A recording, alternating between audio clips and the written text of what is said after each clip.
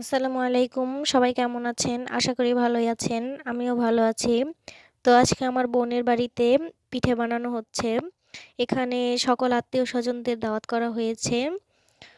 তো আজকে বানানো হবে শীতকালীন যে পিঠা, দুধ চিতই পিঠা। তারপরে মাংস রান্না করা হবে, মুরগির মাংস আর হলো পায়েস রান্না করা হবে। তো এই যে এখানে চিতই পিঠা বানানোর জন্য আমার বোন গুঁড়িগুলোকে গুলিয়ে নিচ্ছে গরম পানি দিয়ে। গরম পানির সাথে নুন দিতে হবে। আর এখানে আমার মা ওই গুঁড়িগুলোকে ভেজে নিচ্ছে যেন পিঠাগুলো নরম হয়। গুঁড়িগুলো ভেজে নিলে পিঠা খেতে মজা লাগে এবং নরম হয়। তো এই যে এখানে আমার বোন ভালো করে গুঁড়িটাকে গুলিয়ে নিবে। তো প্রায় গুলানো হয়ে গেছে। বেশি পাতলাও করা যাবে না আবার বেশি ঘনও করা যাবে না এখানে। তাহলে পিঠাটা ভালো হবে না। মিডিয়ামের মধ্যে রাখতে হবে। তো এই যে এখানে সাজের মধ্যে পিঠা বানানো হবে। এই সাজের মধ্যে একবার দিলে ৫টা হয়ে যায়। আর এগুলো দেখতেও যেমন সুন্দর, খেতেও তেমন ভালোই হয়। মজা হয় এবং নরমও হয়। তো এই যে দেখুন পিঠা হয়ে গেছে। প্রথমবারেই প্রায় সুন্দর হয়ে গেছে। তো এই যে এখানে কাঁচি দিয়ে এটা উঠানো হচ্ছে, না হলে উঠানো যায় না। কেউ আবার ভাববেন না যে কাঁচির মধ্যে ময়লা আছে, এটা নতুন কাঁচি আমাদের। তো এই যে পিঠাগুলো উঠিয়ে নেওয়া হচ্ছে।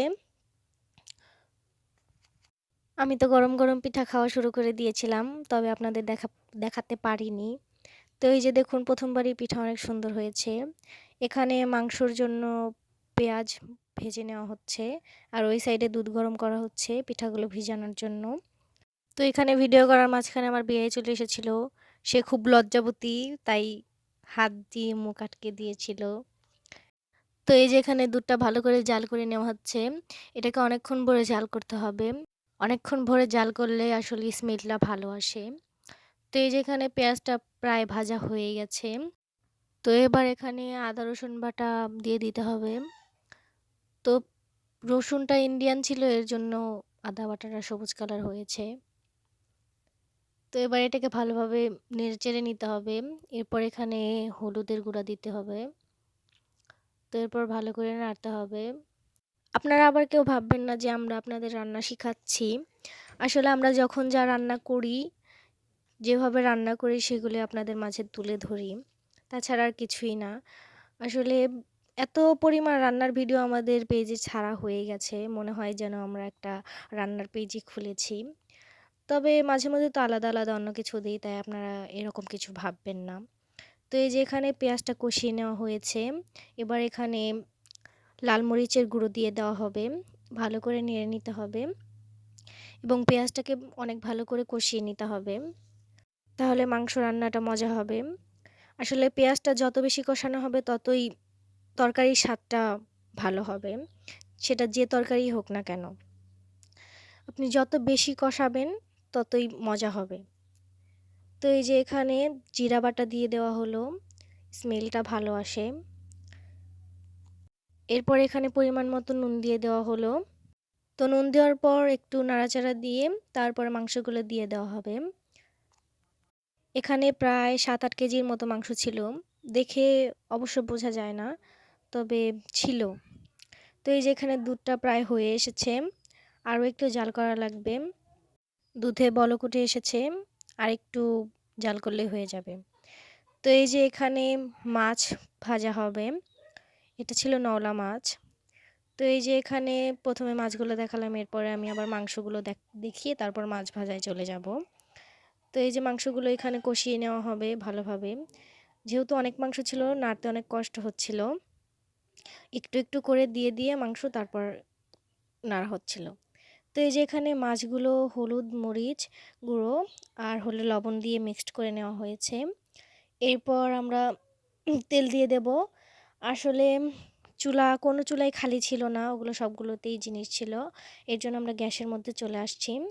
তো তেলটাকে ভালো করে গরম করে নিতে হবে, না হলে মাছগুলো লেগে পড়বে। ওঠানোর সময় ভেঙে আসবে।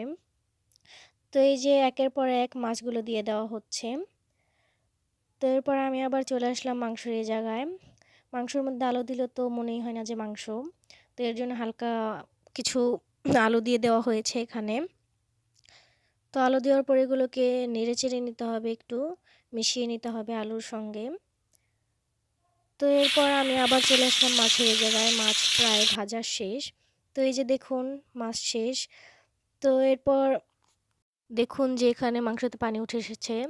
তো এই যেখানে দুধটা গরম হয়ে গেছে, এবার পিঠার মধ্যে তো এখানে পরে জাল করা গুড় দিয়ে দেওয়া হবে। ওই ক্লিপটুকু আমি নিতে পারিনি। অনেক ব্যস্ত ছিলাম তো এর জন্য আর নিতে পারিনি, নেওয়া হয়নি। তো এখানে পিঠাগুলো ভিজিয়ে রেখে দেওয়া হবে। আসলে এই দুধ চিতই পিঠা সকালে বেশি মজা লাগে, গরম গরম অতটাও মজা লাগে না। তো এই যে এখানে আমাদের মাংস Oh প্রায় my হয়ে এসেছে, god! বলক উঠে গেছে মাংসর মধ্যে। তো এরপর আমরা এখানে পায়েস রান্না করার জন্য দুধ ঢেলে নিচ্ছি আবার। এটাকে আবার একটু জাল করে তারপরে পায়েস রান্না করা হবে। এখানে ৮ লিটার দুধের পায়েস রান্না করা হবে। তো পায়েসটাও মজা হয়েছিল খেতে। সবাই খেয়েছে ভালো মতোই। সবগুলো জিনিসই খুব মজা হয়েছিল। তো আমরা দুধ জাল করার জন্য চুলায় বসিয়ে দিয়েছি।